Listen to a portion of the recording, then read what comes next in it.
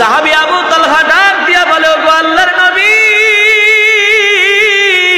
ফজরের পরে আমি আপনার মাজমায় কিভাবে বসবো? এই যে আপনি আমার গায়ে একটা কাপড় দেখতেছেন, এই একটা কাপড় আমি আর আমার স্ত্রী দুইজনে ব্যবহার করি। এই একটা কাপড় ছাড়া আমার স্বামী স্ত্রীর আর দুইজনের কোনো কাপড় নাই। বলে কিভাবে?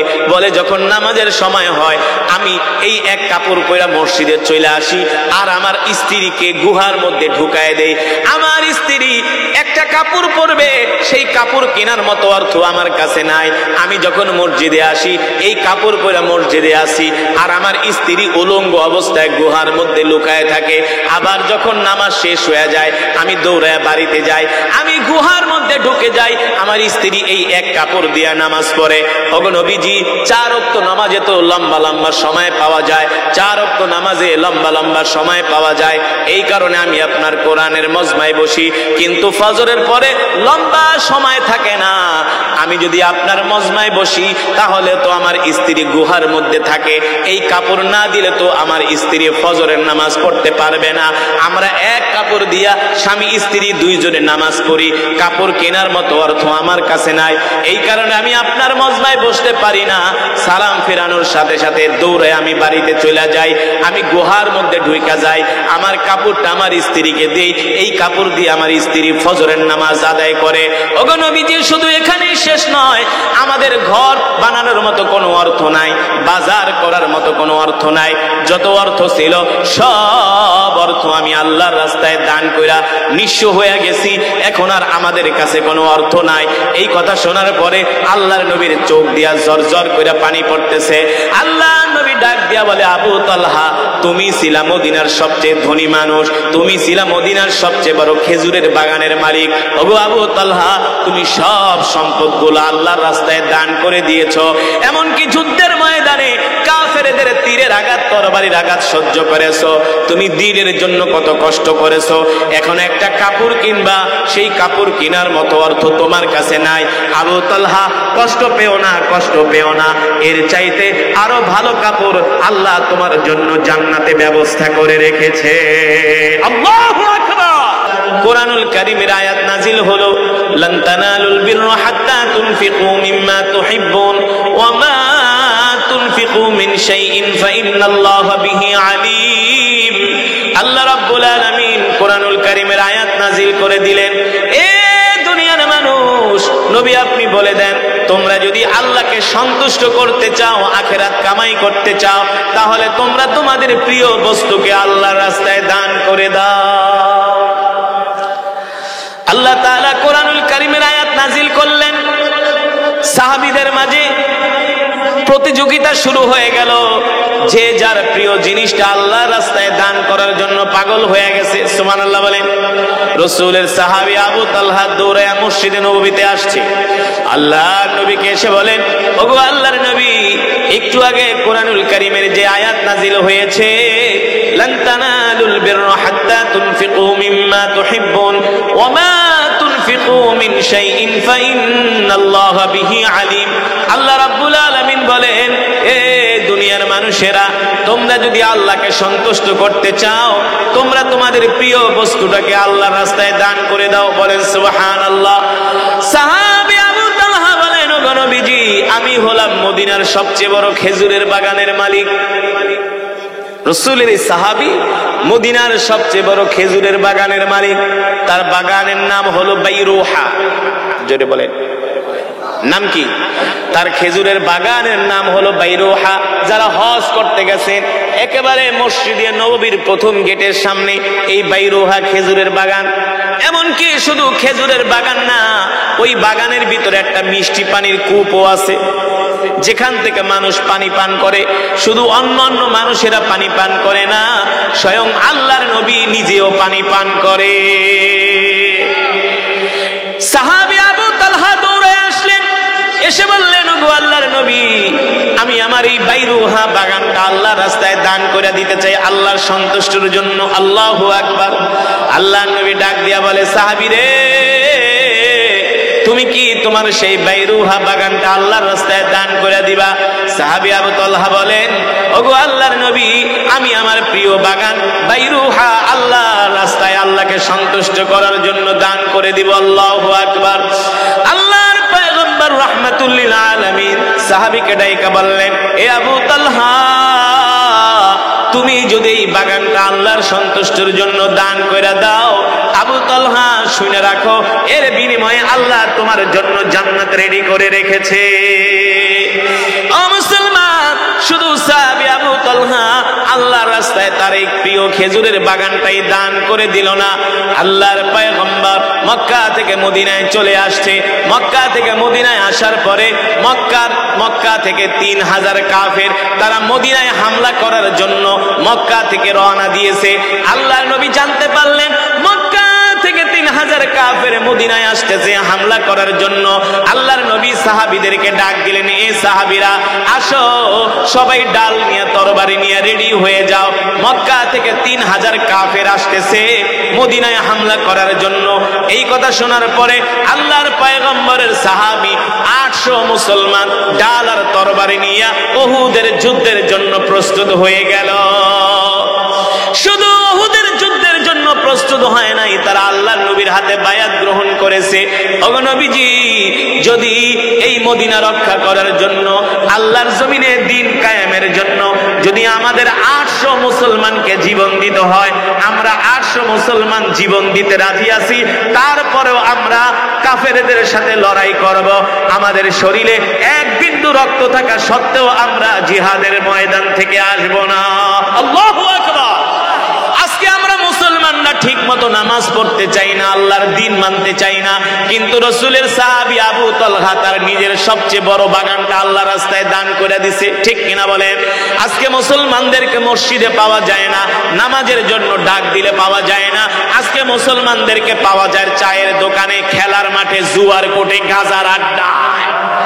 ঠিক কিনা বলেন?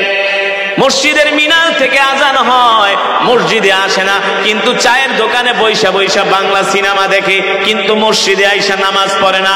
অথচ রাসূলের সাহাবীরা কেমন ছিল? ও যুবক, একবার ভালো করে খেয়াল করো গো বন্ধু। রাসূলের সাহাবী আবু তালহা নিজের মদিনার সবচেয়ে বড় খেজুরের বাগান, এই বাগানটা আল্লাহর রাস্তায় দান করে দিছে। শুধু আল্লাহর রাস্তায় দান করে নাই, এখানেই শেষ নয় রে যুবক, এখানেই শেষ নয় রে মুসলমান। রাসূলের সাহাবীরা আল্লাহর দ্বীনের জন্য কত কষ্ট করেছেন। ওই যে সাহাবী আবু তালহা উহুদের ময়দানে 800 মুসলমানদের মাঝে তিনিও একজন, তিনিও জিহাদ করার জন্য প্রথম কাতারে উপস্থিত হয়েছেন। রাসূলের সাহাবী আবু তালহা জিহাদ করার জন্য প্রথম কাতারে আইসা দাঁড়ায় গেছে। এবার আবু তালহা তরবারি উঁচা করে এইভাবে ঘুরায়, আর মুসলমান ডাক দিয়া বলে, আবু তালহা তরবারি ঘুরাও কেন? বলে, শিকারের অপেক্ষায় আছি। কি শিকার? মাছ শিকার, পাখি শিকার, কাফেরদেরকে শিকার করার জন্য আসছে। আল্লাহু আকবার। সাহাবী আবু তালহা বলে, শিকারের অপেক্ষায় আছি, একটা ধইরা একটা কাফের ধরবো আর জাহান্নামে পাঠিয়ে দিব। আল্লাহু আকবার। ও মুসলমান, কাফেরদের সাথে মুসলমানদের যুদ্ধ হবে, উহুদের যুদ্ধ। আল্লাহর নবী আর 800 সৈন্য নিয়া, মুসলিম মুজাহিদ বাহিনী নিয়া উহুদের ময়দানে গেলেন। আর মক্কা থেকে 3000 কাফের আসলো 800 মুসলমানের সাথে লড়াই করার জন্য। আল্লাহ নবী বললেন, সাহাবীরা তোমরা যুদ্ধের ময়দানে কাতার সোজা করো। সব মুসলমান যোদ্ধারা কাতার সোজা করতেছে, সাহাবী আবু তালহা সবার আগে আগে তরবারি নিয়ে দৌড়াইতেছে। আল্লাহু আকবার। আল্লাহ নবী ডাক দিয়া বলে, আবু তালহা শোনো গো, আমি নবী নির্দেশ দেওয়ার সাথে সাথে তোমরা কাফেরদের উপরে আক্রমণ শুরু করবে। আল্লাহু আকবার।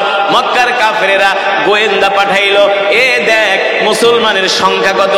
তারা আইসা দেখলো মুসলমানের সৈন্য সংখ্যা মাত্র 800, আর কাফেরদের সংখ্যা 3000। মুসলমানের সংখ্যা কত? 800, আর কাফেরের সংখ্যা 3000। 800 মুসলমান 3000 কাফেরের সাথে লড়াই করবে। সুবহানাল্লাহ বলে। কাফেররা যখন জানতে পারলো 800 মুসলমান 3000 কাফেরের সাথে লড়াই করবে, আবু লাহাবের বাহিনী, আবু জেহেলের বাহিনী বলে, তোমরা নাস্তা করো না, আমরা 8 ঘন্টা যুদ্ধ করে বিজয় অর্জন করে একসাথে নাস্তা খাবো। বলেন নাউজুবিল্লাহ। আমরা 3000 আর মদিনার মুসলমানরা হলো মাত্র 800। তার মানে আমরা তাদের চেয়ে 3 গুণ বেশি। তারা আমাদের সাথে যুদ্ধ কইরা পারবে না। আমরা এই আধা ঘন্টা যুদ্ধ কইরা বিজয় অর্জন কইরা আমরা নাস্তা খাবো।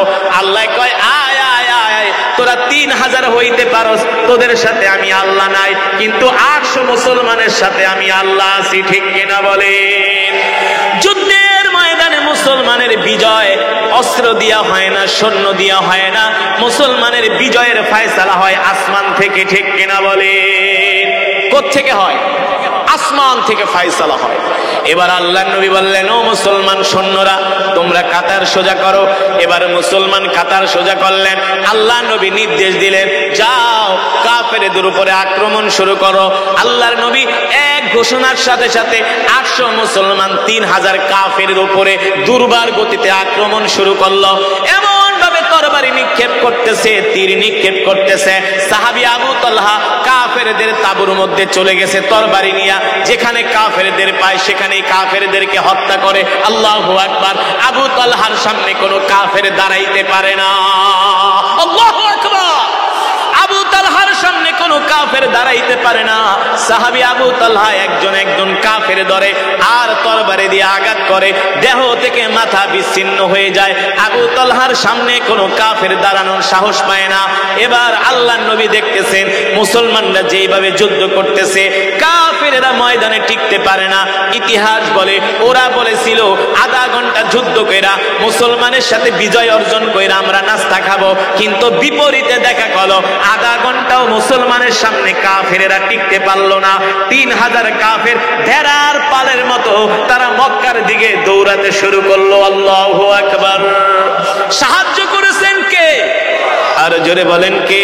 আল্লাহ রাব্বুল আলামিন সেই কথাই বলছেন, বালা ইন তাসবিরু ওয়া তাত্তাকু ওয়া ইয়াতুকুম মিন ফাওরিহিম হাদা ইউমদিদুকুম রাব্বুকুম বিখামসাতি আলাফিন মিনাল মালাইকাতি মুসাওয়িমিন। নবী গো, আপনি যখন কাফেরদের সাথে লড়াই করেন, আমি আল্লাহ আসমান থেকে ফেরেশতা পাঠায় দেই আপনাকে সাহায্য করার জন্য। মাত্র 800 মুসলমান 3000 কাফেরের উপরে যখন হামলা শুরু করলেন, ওই যে সাহাবী আবু তালহা, মনে আছে নাকি, যিনি মদিনার সবচেয়ে বড় খেজুরের বাগানের মালিক, তার বাগানটা আল্লাহর রাস্তায় দান করে দিয়েছে। এ যুবক, তোমাদের মতো যুবক ছিল রাসূলের সাহাবী আবু তালহা। নিজের প্রিয় বাগান, সবচেয়ে বড় বাগান মদিনার, যে বাগানের মধ্যে পানির কূপ আছে, ওই বাগানটা আল্লাহর রাস্তায় দান কইরা সাহাবী আবু তালহা যুদ্ধের ময়দানে সবার অগ্রভাগে তরবারি ঘুরায়। সাহাবীরা ডাক দেয়, আবু তালহা ব্যাপার কি? কয় কাফেরদেরকে ধরবো আর জাহান্নামে পাঠাবো। সুবহানাল্লাহ বলেন। আল্লাহর নবী এই কথা শুনে, সাহাবীর এই কথা শুনে এত খুশি হইলেন। সাহাবী আবু তালহা আল্লাহর নবী নির্দেশ দেওয়ার সাথে সাথে তার তরবারি নিয়ে কাফেরদের তাঁবুর মধ্যে ঢুকে গেলেন। কাফেররা দেখতেছে বাজ পাখির মতো উড়ে উড়ে সাহাবী আবু তালহা কাফেরদেরকে হত্যা করে জাহান্নামে পাঠাইতেছে। সাহাবী আবু তালহার সামনে আর টিকতে পারে না। মাত্র আধা ঘন্টা যুদ্ধ কইরা মক্কার 3000 কাফের ময়দান ছেড়ে পালায়া তারা মক্কার দিকে চলে গেছে। সুবহানাল্লাহ বলবেন না?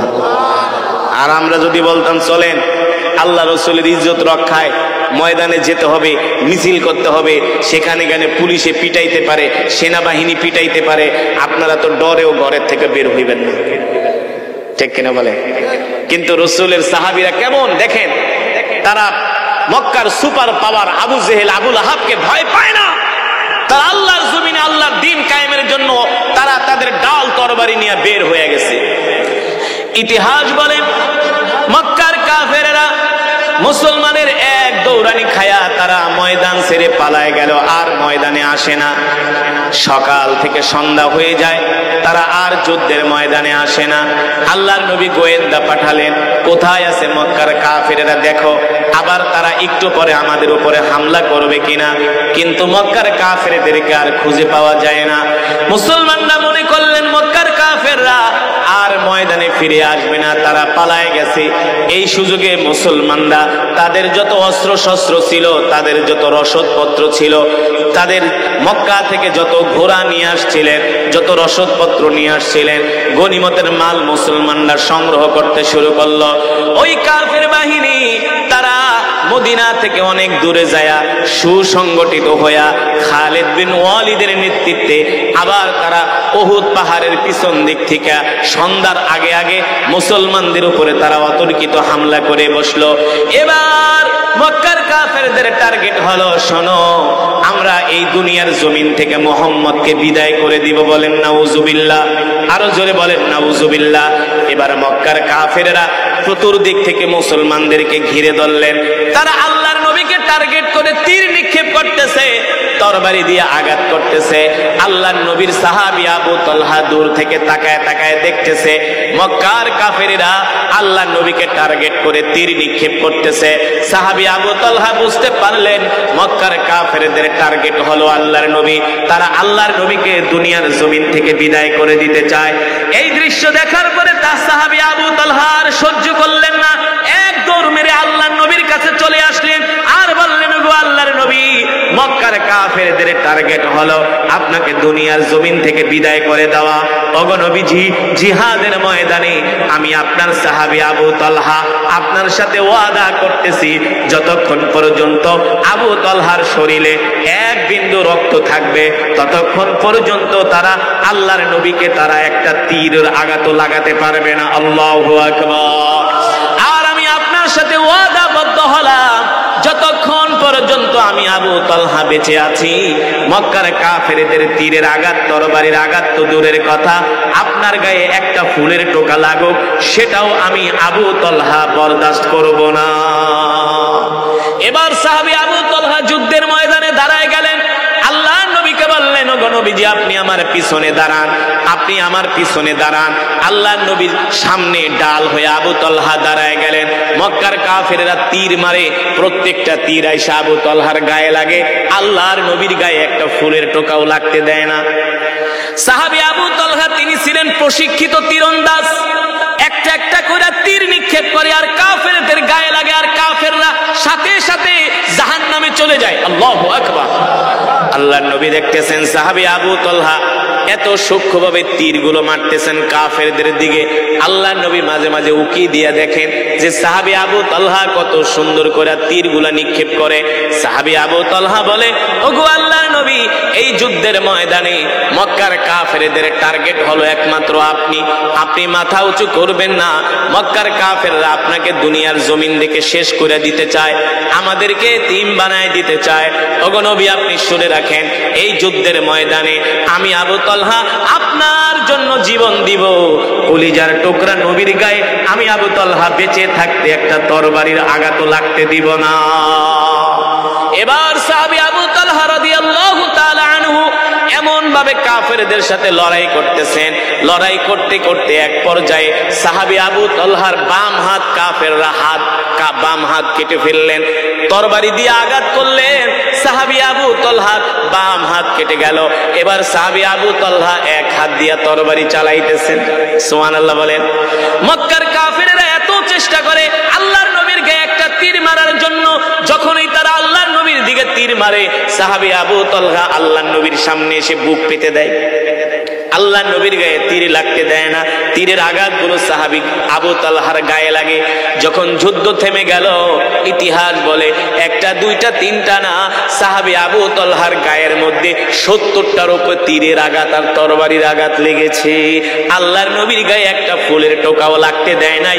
ও মুসলমান, রাসূলের সাহাবীরা নিজেদের জীবন বাজি রেখে আল্লাহর নবীকে হেফাজত করেছে, ঠিক কিনা বলেন? আল্লাহর জমিনে দ্বীন কায়েমের জন্য তারা রক্ত দিয়েছে, কাফেরদের তীরের আঘাত খেয়েছে, তরবারির আঘাত খেয়েছে, যুদ্ধের ময়দান থেকে পলায়ন করে নাই, যুদ্ধের ময়দান থেকে আসে নাই। শুধু এখানেই শেষ নয় রে মুসলমান, এই আবু তালহার যত সম্পদ ছিল সব সম্পদগুলো আল্লাহর রাস্তায় দান করে দিছে। এই সাহাবী আবু তালহা ছিলেন মদিনার সবচেয়ে ধনী মানুষ, মদিনার সবচেয়ে বড়লোক মানুষ। সাহাবী আবু তালহার মতো এত পয়সাওয়ালা মদিনাতে আর কেউ ছিল না। তিনি ছিলেন মিলিনিয়ার, তিনি ছিলেন বিলিনিয়ার। মদিনার সবচেয়ে বড় বড় খেজুর খেজুরের বাগান ছিল তার, সব বাগানগুলো আল্লাহর রাস্তায় দান কইরা সাহাবী আবু তালহা এমন ভাবে নিঃস্ব হয়ে গেছে। এবার সাহাবী আবু তালহার একটা ঘর নাই, একটা বাড়ি নাই, থাকার মতো জায়গাও আবু তালহার নাই। এমনকি আবু তালহা একটা জামা কিনবে, একটা কাপড় কিনবে, সেই অর্থটা পর্যন্ত সাহাবী আবু তালহার নাই। আল্লাহর নবী সাহাবীদেরকে নিয়ে প্রতিদিন ফজরের নামাজ আদায় করে, আল্লাহর নবী কোরআন থেকে বয়ান করে, সাহাবীরা আল্লাহর নবীর কোরআনের বয়ান শুনে ফজরের পরে সাহাবী আবু তালহাও ফজরের নামাজ পড়ার জন্য আল্লাহর নবীর পিছনে মসজিদ নববীতে আসে, ফজরের নামাজ আদায় করে। কিন্তু সব সাহাবীরা ফজরের পরে বসে বসে আল্লাহর নবীর কোরআনের বয়ান শোনে, কিন্তু সাহাবী আবু তালহা আল্লাহর নবীর কোরআনের মজমায় বসে না, সালাম ফিরানোর সাথে সাথে দৌড়ায়া বাড়িতে চলে যায়। কিছু সাহাবীরা আল্লাহর নবীর কাছে নালিশ দিছে, ওগো নবীজি, যেই সাহাবী আবু তালহা আপনার মহব্বতে তার সবচেয়ে বড় বাগান বাইরোহা আল্লাহর রাস্তায় দান করে দিছে, যেই সাহাবী আবু তালহা উহুদের ময়দানে সবার আগে আগে যুদ্ধ করেছে, কাফেররা তার বাম হাত কেটে ফেলেছে, তার শরীরের মধ্যে 70টার উপরে তীরের আঘাত, তরবারির আঘাত লাগছে, এই আবু তালহা এখন ফজরের নামাজ পড়তে আসে, আপনার মজমায় বসে না, সে সালাম ফিরায়া দৌড়ায়া বাড়িতে চলে যায়। বুঝেন নাই? যে সাহাবী নবীকে এত ভালোবাসে, ওই সাহাবী ফজরের পরে আল্লাহর নবীর মজমায় বসে না, কোরআনের বয়ান শোনে না। এখানে প্রশ্ন আসে কি আসে না, যে সব সাহাবীরা বসে কিন্তু আবু তালহা বসে না, সে চলে যায় বাড়িতে। আল্লাহর নবী বলেন, না না, এটা হতে পারে না, আমার সাহাবী এমন করতে পারে না। আমার যেই সাহাবী আমার মহব্বতে কালেমা পড়া মুসলমান হয়ে গেছে, আমার সাহাবী আমার জন্য জিহাদের ময়দানে গেছে, যুদ্ধের ময়দানে গেছে, সেই সাহাবী তাড়াতাড়ি করে ফজরের নামাজ পড়ে বাড়িতে চলে যায়, এটা হইতে পারে না।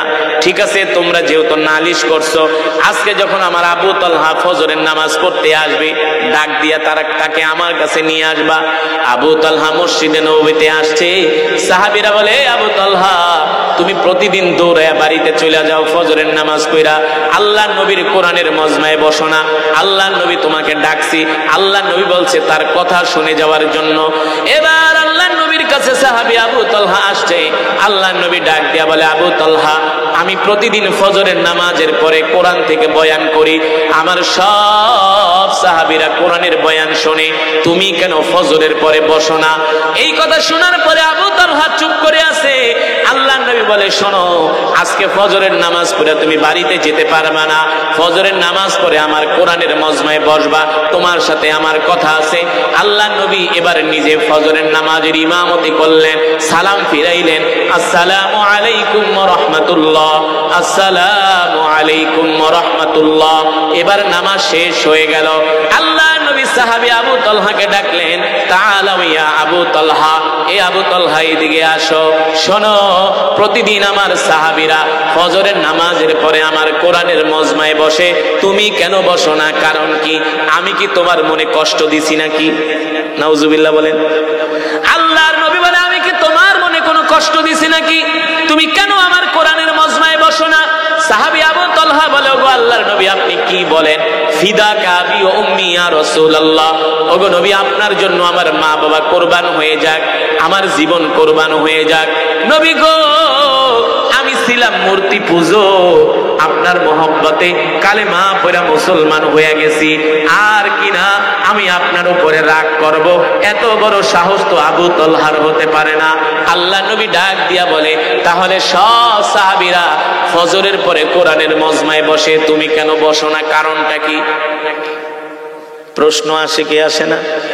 জোরে বলেন, আসে না? সব সাহাবীরা বসে, তুমি কেন বসো না? তুমি এত কিছু করছো আমার জন্য, তোমার সবচেয়ে বড় বাগান আল্লাহর রাস্তায় দান করে দিছো, যুদ্ধের ময়দানে সবার আগে আগে যুদ্ধ করছো, কাফেররা তোমার বাম হাত কেটে ফেলেছে, তোমার শরীরে 70টার উপরে তীরের আঘাত লেগেছে, তুমি আমাকে এত ভালোবাসো, কিন্তু ফজরের নামাজের পরে আমার মজমায় কেন বসো না? এবার সাহাবী আবু তালহা কোনো কথা বলে না, তার চোখ দিয়া জর জর করে পানি পড়তেছে। আল্লাহ নবী ডাক দিয়া বলে, লিমা তাবকি আবু তালহা, এ আবু তালহা কান্না করো কেন? বলো বলো, কান্না করো না, তুমি ফজরের পরে কেন আমার মজমায় বসো না? সাহাবী আবু তালহা ডাক দিয়া বলে, ওগো আল্লাহর নবী, ফজরের পরে আমি আপনার মজমায় কি দেখতেছেন, এই একটা কাপড় আমি আর আমার স্ত্রী দুইজনে ব্যবহার করি। এই একটা কাপড় ছাড়া আমার স্বামী স্ত্রীর আর দুইজনের কোনো কাপড় নাই। বলে কিভাবে? বলে যখন নামাজের সময় হয় আমি এই এক কাপড় পরে মসজিদে চলে আসি আর আমার স্ত্রীকে গুহার মধ্যে ঢুকায় দেই। আমার স্ত্রী একটা কাপড় পরবে, সেই কাপড় কেনার মতো অর্থ আমার কাছে নাই। আমি যখন মসজিদে আসি এই কাপড় পরে মসজিদে আসি আর আমার স্ত্রী উলঙ্গ অবস্থায় গুহার মধ্যে লুকায় থাকে।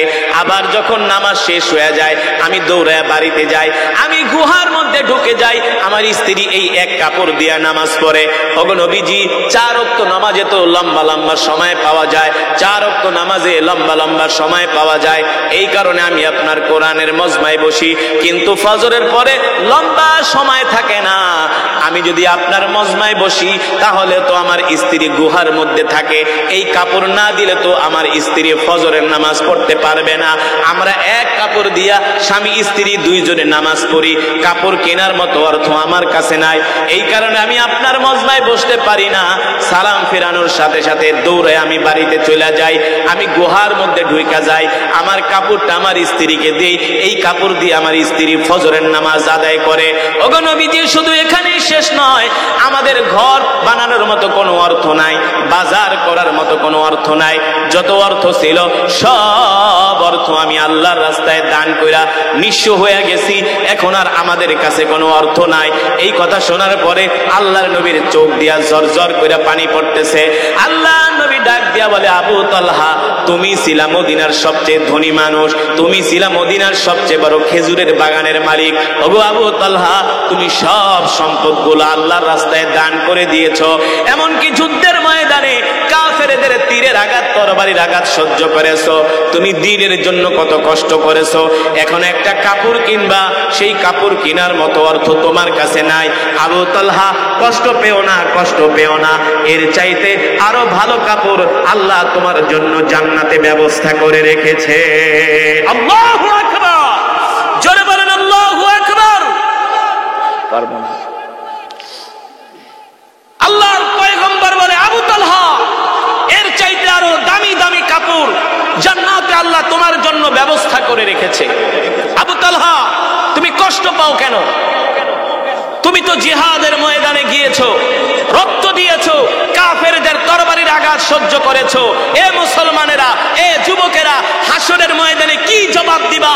আজকে তোমরা ঠিক মতো নামাজ পড়ো না, আজকে মুসলমান ঠিক মতো নামাজ পড়ে না, কোরআন পড়তে পারে না, আল্লাহর হুকুম মানে না, আল্লাহর দ্বীন মানে না, কিন্তু রাসূলের সাহাবীরা যুদ্ধের ময়দানে গিয়েছে, শুধু যুদ্ধের ময়দানে যায় নাই, নিজেদের জীবন পর্যন্ত দিয়ে দিয়েছে।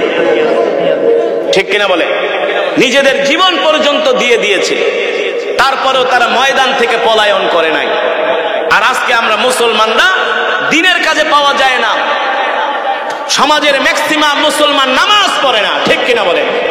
মিথ্যা বলতেছি? কয়জন মুসলমান ইশারের নামাজ পড়ে, কয়জন মাগরিবের নামাজ পড়ে? শুধু চায়ের দোকানে মা বোনেরা বেপরদায় রাস্তা দিয়া ঘুরে। মুসলমান, আল্লাহ নবী হাসরের ময়দানে সাহাবীদেরকে দেখাবে, দেখ আমার সাহাবীর একজনের হাত নাই, একজনের পা নাই, একজনের চোখ নাই, একজনের কলিজা পর্যন্ত কাফেররা টেনে ছিঁড়ে ফেলেছে, চেহারাগুলোকে বিকৃত করে দিয়েছে। আর তোরা আমার উম্মত, তোদের শরীরে কোনো ফুলের টোকাও নাই, তোরা নামাজও পড়স নাই। যদি নামাজ পড়তি তোদের চেহারার ভিতরে আজকে নূর চমকাতো। ঠিক কিনা বলে? এত সোজা না। যখন হাসরের ময়দান কায়েম হবে, আল্লাহ তাআলা সব হাসরবাসীদেরকে ডাকবে, নবী আপনি আপনার উম্মতদেরকে নিয়ে জান্নাতে যান। যারা রাসূলের 1 নাম্বার উম্মত, গাঁজা খাওয়াই না উম্মত না, বিড়ি খাওয়াই না উম্মত না, দাঁড়ায় পেশাব করা উম্মত না, আছে কি আছে না, বাংলা সিনেমা দেখার উম্মত না, যারা 5 ওয়াক্ত নামাজ পড়েছে, রাসূলের সুন্নাহ মেনেছে, এই সমস্ত মানুষদের কপাল থেকে নূর চমকাবে, হাত থেকে নূর চমকাবে, ওযুর প্রত্যেকটা অঙ্গ প্রত্যঙ্গ থেকে নূর চমকাবে। আল্লাহ নবী তাদেরকে নিয়ে জান্নাতে যাবে। আল্লাহর নবী, আল্লাহ তাআলা, আল্লাহর নবীর উপরে আল্লাহ তাআলা কোরআন নাজিল করলেন আর বললেন, অনুনাজ্জিলু মিনাল কুরআনি মা হুয়া শিফাউ ওয়া রাহমাতুল লিল মুমিনিন ওয়া লা ইয়াজিদুজ জালিমিনা ইল্লা খাসারা। ও নবী, আমি আল্লাহ আপনার উপর যেই কোরআন নাজিল করেছি, এই কোরআন আমি মুমিনের শেফার জন্য নাজিল করেছি। সুবহানাল্লাহ বলেন। আল্লাহ তাআলা বলে ইন্না আনজালনা ইলাইকা যিকরা লিতুবাইয়িনা লিন-নাস। ওগো নবী, আমি আল্লাহ আপনার উপর যেই কোরআন নাজিল করেছি, এই কোরআন নিয়ে আপনি ঘরে বসে থাকবেন না, এই কোরআন দিয়ে আপনি মক্কার কাফেরদেরকে দাওয়াত দেন। আল্লাহ নবী কোরআনের দাওয়াত দেওয়ার কারণে মক্কার কাফেররা আমার নবীর উপরে কত অত্যাচার করেছে, করেছে কি করেছে না? আমার নবীর উপরে নির্যাতন করেছে, জুলুম করেছে, তারপরেও আল্লাহর নবী কোরআনের দাওয়াত থেকে দূরে সরে যায় নাই, ঠিক কিনা বলেন? এই কোরআনের দাওয়াত নিয়ে আল্লাহর নবী তায়েফের ময়দানে গিয়েছে। এ যুবক, এ মুসলমান, আল্লাহর নবী তায়েফের ময়দানে কোরআনের দাওয়াত দেওয়ার কারণে তায়েফের কাফেরেরা আমার নবীকে 1 কিলোমিটার, 2 কিলোমিটার, 3 কিলোমিটার না, আমার নবীকে 5 কিলোমিটার রাস্তা তায়েফের কাফেরেরা দৌড়াইছে আর আমার নবীকে পাথর মেরেছে। পাথর মারতে মারতে আমার নবীর শরীরকে তারা রক্তাক্ত করে ফেলেছে। আমার নবীর শরীরের রক্তে, শরীর মুবারকের রক্তে জামা ভিজে টপ টপ করে রক্ত পড়েছে। আল্লাহর নবীর পা মুবারক পর্যন্ত তারা জখম করে ফেলেছে। এত ষড়যন্ত্র, চক্রান্ত, নির্যাতন করার পরে আল্লাহর নবী কোরআনের দাওয়াত বন্ধ করে না, ঠিক কিনা বলেন? আমরা সেই বিশ্ব নবীর শিষ্য, আমরাও সেই কোরআনের পক্ষে আছি কি আছি না? জোরে বলেন। আল্লাহ আমাদের কবুল করুন, বলি আমিন। এই কোরআনের জন্য যদি আমাদের রক্ত দিতে হয়, জীবন দিতে হয়, যদি আমরা আমাদের সন্তানদেরকে এতিম করতে হয়, স্ত্রীকে বিধবা করতে হয়, তারপর আমরা কোরআনের জন্য রাজি আছি। ও মুসলমান, আল্লাহর গোলামেরা, আল্লাহর নবী যখন মক্কার জমিনে কোরআনুল কারীমের তেলাওয়াত করতেন, আবু জেহেলরা বলতো, আবু জেহেলরা বলতো, এই মক্কার ছোট ছোট বাচ্চারা, মক্কার যুবকেরা, যাও যাও, মুহাম্মদ কোরআন পড়তেছে, তার কোরআন পড়ায় ডিস্টার্ব করো, মুহাম্মদের সামনে যায় জোরে জোরে কথা বলো, যাতে মুহাম্মদ কোরআন পড়তে না পারে। মুহাম্মাদের কোরআন তেলাওয়াতে বাধা সৃষ্টি করো, মুহাম্মাদের কোরআন তেলাওয়াতে বিঘ্ন সৃষ্টি করো, মুহাম্মদকে কোরআন পড়তে দিবা না।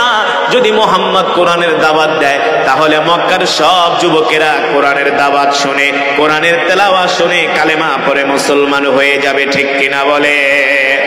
ও মুসলমান, আল্লাহর নবী এত কিছু করার পরেও কোরআনের দাওয়াত বন্ধ করে নাই। আল্লাহ তাআলা তার হাবিবকে ডাক দিয়া বলেন, আলা লাহুল খালকু ওয়াল আম তাবারাকাল্লাহু রাব্বুল আলামিন। ওগো নবী, আপনি মক্কার কাফেরদের সামনে বুক উঁচু করে ঘোষণা করে দেন, আলা লাহুল খালকু ওয়াল আমরু তাবারাকাল্লাহু রাব্বুল আলামিন। হে মক্কার কাফেরেরা, তোমরা শুনে রাখো, আমি মুহাম্মদ সাল্লাল্লাহু আলাইহি সাল্লাম ঘোষণা করতেছি, আজকে থেকে আসমান যার, আইন চলবে তার, ঠিক কিনা বলে? জমিন যার, বিধান চলবে তার। আল্লাহর জমিনে কোন কুফরি মতবাদ চলতে দেওয়া যাবে? আল্লাহর জমিনে কোন তন্ত্র মন্ত্র, আল্লাহর কোরআন ছাড়া চলতে দেওয়া যাবে না, ঠিক কিনা বলেন? মুসলমান, এই কোরআনের জন্য শুধু আল্লাহর নবী জীবন দেন নাই, আল্লাহর নবী রক্ত দেন নাই, আল্লাহর নবী জিহাদের ময়দানে যান নাই, আল্লাহর নবীর সাহাবীরা এই কোরআনের জন্য জীবন দিয়েছে। এমন কোন নির্যাতন নাই আল্লাহর নবীর উপরে চালানো হয় নাই। আল্লাহর নবী বিন্দু পরিমাণ কাফেরদের নির্যাতনে ভয় পায় নাই। আল্লাহর নবী কোরআনের কথা বলে গেছেন, এমনকি রাসূলের সাহাবীরা আল্লাহর কোরআনের জন্য নিজের সব সম্পদ দান করে দিয়েছেন, আল্লাহর কোরআনের জন্য রক্ত দিয়েছেন, আল্লাহর কোরআনের জন্য জীবন দিয়েছেন। যদি প্রয়োজন হয়, বাংলাদেশের কোটি কোটি মুসলমান এই কোরআনের জন্য জীবন দিবে না? জোরে বলে। এই পাচুরিয়ার মানুষ কোরআনের পক্ষে আছে কি আছে না? কোরআনের জন্য জীবন দিতে পারবে কি পারবে না? আল্লাহ কবুল করুন, বলি আমিন। ও মুসলমান, যেটা বলছিলাম, আল্লাহর নবী শুধু এই কোরআনের কথা বলেন নাই, কোরআনের জন্য রক্ত দেন নাই।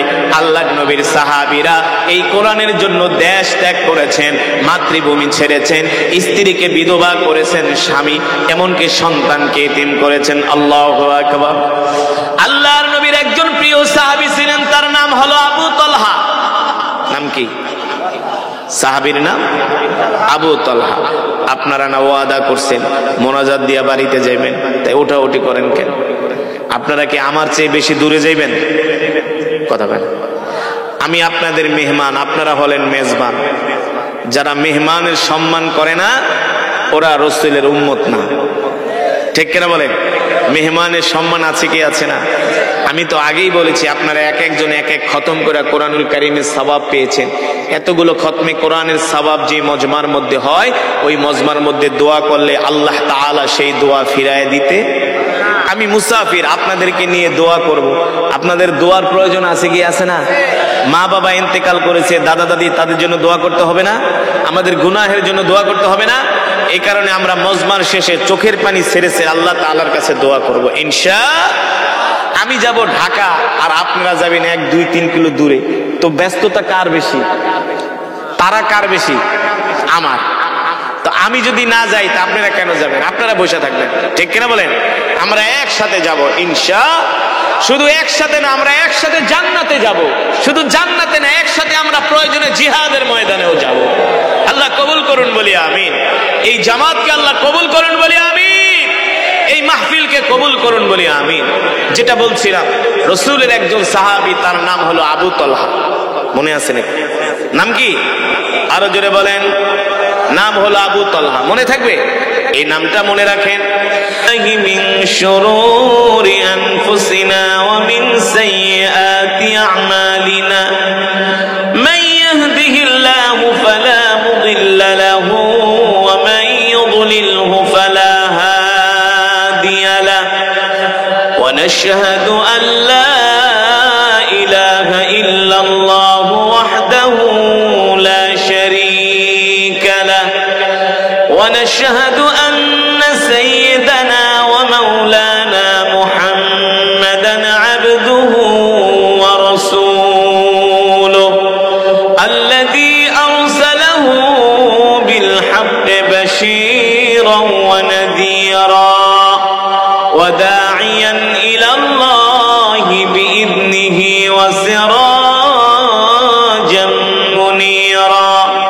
আম্মা বা'দ فأعوذ بالله من الشيطان الرجيم بسم الله الرحمن الرحيم لن تنالوا البر حتى تنفقوا مما تحبون وما تنفقوا من شيء فإن الله به عليم وقال رسول الله صلى الله عليه وسلم من أحب لله وأبغض لله ومنع لله فقد استكمل الإيمان أو كما قال النبي عليه الصلاة والسلام.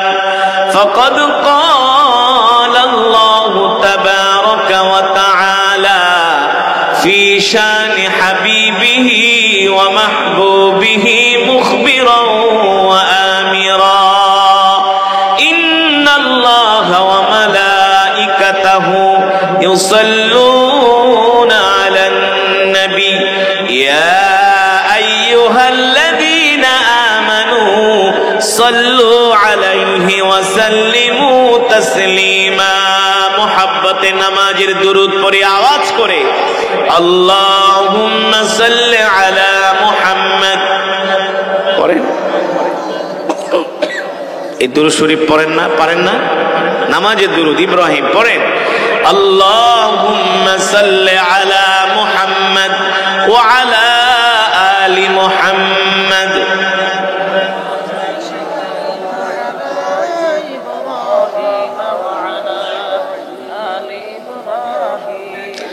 ব্যাপারটা কি? মাত্র 10-12 জনে দুরূদ পড়তেছে আর কেউ পড়তে পারে না। কারণ কি? কারণ হইল নামাজ পড়ে না। যারা নামাজ পড়ে তারা এই দুরূদ শরীফ পারে। কথা বলে না? যারা নামাজ পড়ে না তারা এই দুরূদ শরীফ পারে না। কারণ এটা হলো উত্তম দুরূদ, নামাজের দুরূদ, দুরূদ ইব্রাহিম। ঠিক কিনা বলেন? দুরূদ শরীফ পড়লে কি সওয়াব জানেন? একবার দুরূদ শরীফ পড়লে আল্লাহ তাআলা সাথে সাথে 10টা গুনাহ মাফ করে দেয়। আরো জোরে বলেন সুবহানাল্লাহ। আল্লাহ তাআলার পক্ষ থেকে 10 বার রহমত নাজিল হয়। নবীজির নামে দুরূদ পড়বেন একবার, আল্লাহ তাআলা রহমত নাজিল করবে 10 বার। সুবহানাল্লাহ বলে। মুসলমান, আমরা কি জান্নাতে নবীজির কাছাকাছি থাকতে চাই? কে কে থাকতে চায় হাত উঠে আল্লাহকে দেখেন। মাশাআল্লাহ মাশাআল্লাহ, হাত নামান। নবীজির কাছাকাছি জান্নাতে থাকতে চান? তাহলে আল্লাহর নবী বলে, উম্মত আমার নামে বেশি করে দুরূদ পড়ো। যে নবীজির নামে দুনিয়াতে বেশি বেশি দুরূদ পড়বে সে জান্নাতে নবীজির কাছাকাছি থাকবে। সুবহানাল্লাহ বলেন। তাহলে দুরূদ পড়তে হবে কি হবে না? আসুন আরেকবার মহব্বতে পড়ি।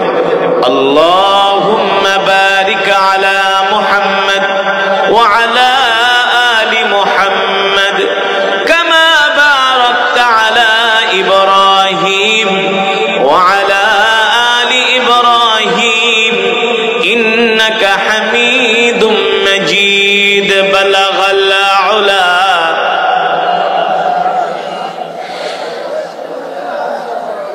حسنت جميع خصاله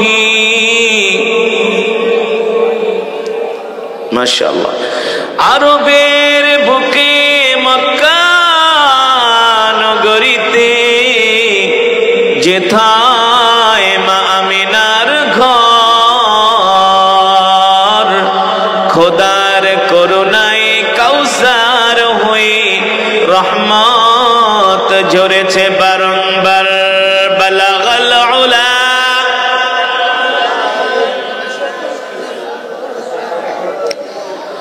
হাসনাত জামিউ খিসালিহি। মাশাআল্লাহ। আসুন মৃত্যুর কথা স্মরণ করে আল্লাহর প্রেমে পাগল হয়ে আমরা কিছুক্ষণ সময় আল্লাহর জিকির করব। কার জিকির? আরো জোরে বলুন, কার জিকির? আমাদের জিকিরের আওয়াজ শুনে আশেপাশের মানুষগুলো বলবে এখানে কিছু আল্লাহর পাগলেরা বসে আছে। কার পাগল? আরো জোরে বলেন। ও মুসলমান, আমরা দুনিয়ার পাগল হতে চাই না, নারীর পাগল হতে চাই না, বাড়ির পাগল হতে চাই না, সম্পদের পাগল হতে চাই না, আমরা আল্লাহর পাগল হতে চাই। কার পাগল? আরো জোরে বলি, কার পাগল? দুনিয়ার মানুষ আমাদের পাগল বলে বলুক, তাতে আমাদের কিছু যায় আসে না। ঠিক কিনা বলেন? আমরা কার পাগল হতে চাই? আসুন সেই মাওলার প্রেমে পাগল হয়ে জিকির করে লা ইলাহা ইল্লাল্লাহ, লা ইলাহা ইল্লাল্লাহ, লা ইলাহা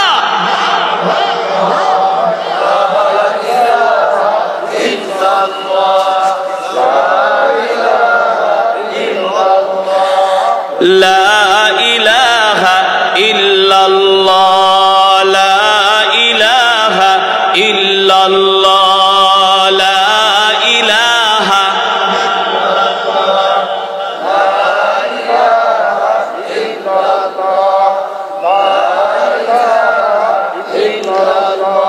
লা ইলাহা ইল্লাল্লাহ মুহাম্মাদুর রাসূলুল্লাহ। মুহাব্বতের সাথে পড়ি সাল্লাল্লাহু। মুসলমান, আল্লাহ তাআলার দরবারে লাখো কোটি শুকরিয়া। উত্তর পাচুরিয়া চর পাচুরিয়া পূর্বপাড়া মারকাজুত তাহফিজ ইন্টারন্যাশনাল ক্যাডেট মাদ্রাসা মসজিদ যুব সমাজের উদ্যোগে ঐতিহাসিক তাফসীরুল কোরআন মাহফিল। উক্ত মাহফিলের মান্যবর শ্রদ্ধাভাজন সভাপতি, প্রধান অতিথি, বিশেষ অতিথি অত্র এলাকার হযরত উলামায়ে কেরাম, তলাবায়ে ইলম, মুরব্বিয়ানে কেরাম, পর্দার অন্তরালে সম্মানিত মা ও বোনেরা, সেই মহান আল্লাহ সুবহানাহু ওয়া তাআলার দরবারে লাখো কোটি শুকর, যে মহান আল্লাহ তাআলা আমাদেরকে কোরআন ও হাদিসের মজমা জান্নাতের বাগান, এই বাগানে আল্লাহ তাআলা আসার বসার তৌফিক দিয়েছেন, সুযোগ করে দিয়েছেন। এই জন্য আমরা শুকরিয়া আদায় করি, পড়ি আলহামদুলিল্লাহ। আপনাদের আওয়াজ কিন্তু একেবারেই কম। আপনাদের কি ক্ষুধা লাগছে? ঘুম আসতেছে? আরে মুসলমান, আমাদের তো শুধু ওয়াজ মাহফিলে আসলে চলবে না, ওয়াজের প্যান্ডেলে বসলেই চলবে না, শুধু কোরআন তেলাওয়াত শুনলেই চলবে না। আল্লাহর জমিনে আল্লাহর কোরআনের রাজ কায়েম করার জন্য আমাদেরকে জিহাদের ময়দানে যেতে হবে, ঠিক কিনা বলেন? তো এই আওয়াজ দিয়ে কি জিহাদ করবেন? জিহাদের ময়দানে এমন জোরে তাকবীর দিবেন, তাকবীরের আওয়াজ শুনেই কাফেরদের মুশরিকদের অবস্থা খারাপ হয়ে যাবে। আমাদেরকে তৈয়ার হতে হবে। দেখেন না, ভারতের দাদা বাবুরা আমাদেরকে হুমকি দেয়, ওরা নাকি আমাদের দেশটা দখল করে নিয়ে যাবে। আমরা বলি, দাদা বাবুরা শুধু আসো আসো, বাংলার মুসলমান জাগলে তোমরা ধুতি পরার সময় পাবে না। এই দেশ মুসলমানের দেশ, ঠিক কিনা বলে? এই বাংলাদেশে আমরা 12 কোটি যুবক আছি। কত কোটি যুবক? আমরা 12 কোটি যুবক আছি। ইসলামের জন্য, দেশের জন্য আমরা যে কোনো সময় যুদ্ধ করতে প্রস্তুত আছি, ঠিক কিনা বলে? এই দেশ মুসলমানের দেশ, এই দেশ ভারতের দাদা বাবুরা তোমরা দখল করে নিয়ে যাবা, এটা তোমাদের স্বপ্ন। এই স্বপ্ন কোনোদিন বাংলার মুসলমান বাস্তবায়ন হতে দিবে না, ঠিক কিনা মুসলমান? এই মুসলমান, আসমান কার? জমিন কার? কোরআনে আছে কি আছে না? আল্লাহ তাআলা কোরআনুল কারীমের মধ্যে বলছেন, ইন্না ফি খালকিস সামাওয়াতি ওয়াল আরদি ওয়া ইখতিলাফিল লাইলি ওয়ান নাহারি লাআয়াতিল লিউলিল আলবাব। নবী, দুনিয়ার মানুষদেরকে বলে দেন, এই আসমান জমিন পাহাড় পর্বত নদী নালা আমি আল্লাহ সৃষ্টি করেছি, দুনিয়ার কোনো মানুষ সৃষ্টি করে না। আমি আপনাদের সামনে যে কোরআন পড়েছি, এই কোরআন শুনছেন তো? শুনছেন? মন দিয়ে শুনছেন? যদি কোরআনুল কারীমের তেলাওয়াত মন দিয়ে শুনে থাকেন, এক এক হরফে 10টি করে নেকি পেয়েছে। জোরে বলেন সুবহানাল্লাহ। এই মাহফিলে যারা উপস্থিত হয়েছেন সকলেই এক খতম করে করে কোরআনুল কারীমের সওয়াব পেয়েছেন, কোনো সন্দেহ নাই। আপনারা কিন্তু যা পাওয়ার পেয়ে গেছেন, আরো পাবেন সামনে, যদি ধৈর্য ধরে বসেন, ঠিক কিনা বলেন? এবার বলেন, বয়ান চলবে কতক্ষণ? এই কথা বুঝেন না? আমি তো বাংলায় বলতেছি নাকি, না ইংলিশে হিন্দিতে বলি? বয়ান চলবে কতক্ষণ? মাশাআল্লাহ। আপনারা শেষ মোনাজাত দিয়া যাবেন তো ইনশাআল্লাহ? কে কে শেষ মোনাজাত দিয়া যাবেন? আল্লাহকে হাত উঠায় দেখেন, হাত সোজা করেন, ইমানদারের মতো সোজা করেন, মুনাফিকের মতো না। এই হাত সোজা করেন, ডাক দেন, ইয়া আল্লাহ। কিছু মানুষ এখনো হাত উঠায় নাই, ওরা হলো শয়তানের গোলাম। শয়তানকে হাত উঠাইস না, ওদেরকে বিড়ি টানতে নিয়ে যাবে একটু পরে, ঠিক কিনা বলেন? এই কারণে ওরা বিড়ি ঠিড়ি টানার কারণে হাত উঠে, হাত সোজা করেন, জোরে ডাক দেন, ইয়া আল্লাহ। আরো জোরে বলেন, ইয়া আল্লাহ। আমাদের গুনাহগুলো মাফ করে দেন, শেষ মোনাজাত দিয়ে যাওয়ার তৌফিক দেন। হাত নামান। শোনেন, আল্লাহ যাকে পছন্দ করে তার হাত দুইটাই উঠছে, যাদেরকে আল্লাহ পছন্দ করে নাই ওদের হাত ওঠে নাই। হতে পারে এই হাতগুলা হাসরের ময়দানে সাক্ষী দিবে, ঠিক কিনা বলেন? ইয়া আইয়ুহাল্লাযীনা আমানুত্তাকুল্লাহা ওয়াবতাগু ইলাইহিল ওয়াসিলা। হাসরের ময়দানে আল্লাহ শুধু বান্দার ভালো কাজগুলো দেখবে। যখন দেখবে কোনো আমল নামা নাই, আল্লাহ তাআলা বলবে, ভালো করে চেক কর। চেক করতে করতে যায় দেখবো যে পাসুরিয়ার মাহফিলে কোরআনের কথা শোনার জন্য হাত উঠাইছিল। আল্লাহ তাআলা এই উসিলায় মাফ করে দিতে পারে, ঠিক কিনা বলেন?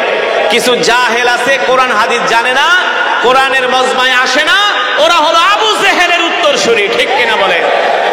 এই মজমায় যে কোরআন তেলাওয়াত হয়েছে, এই তেলাওয়াত হওয়ার পরে কোনো মুসলমান যুবক, কোনো বৃদ্ধ মুসলমান ঘরে থাকতে পারে না। পারে? কেন পারে না বলেন?